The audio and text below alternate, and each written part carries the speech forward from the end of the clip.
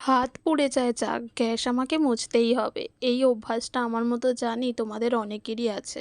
জানো তো এই অভ্যাসটা না আমার আগে ছিল না। ইদানিং কয়েক মাস দেখছি ভীষণভাবে এইরকম একটা অভ্যাস হয়েছে। তবে আমার শাশুড়ি মায়ের কিন্তু এরকম অভ্যাস একদমই নেই। উনিই রান্নাটা করছিলেন, তবে রান্না করার সময় হঠাৎ করেই আমার চোখে পড়ল যে গ্যাসের আশপাশটা বড্ড নোংরা লাগছে। তাই উনি যখন একটু বসলেন রান্নার মানে কন্তিটা রেখে, তখন আমিই মোছা শুরু করে দিলাম। আজ বাড়িতে হচ্ছে চিংড়ি মাছের মালাইকারি।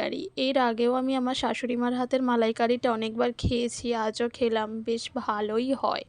মানে আমার তো খেতে বেশ ভালোই লাগে আরকি। আ খুব আহামরি না ভালো হলেও বা আহামরি খারাপও হয় না। মোটামুটি একটা ভালোই হয়। থিকনেস আসে, মানে ওই যেহেতু নারকেলের দুধটা উনি দেন না, নারকেলটাই পেস্ট করে দেওয়া হয় তো। তাই বেশ একটা থিকনেস আসে, যেটা খেতে বেশ ভালো লাগে।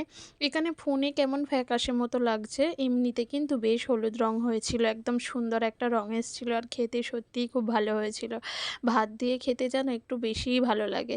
আর তোমরা কে চিংড়ি মাছের মালাইকারি খেতে পছন্দ করো জানিও তো? আমি ভীষণ পছন্দ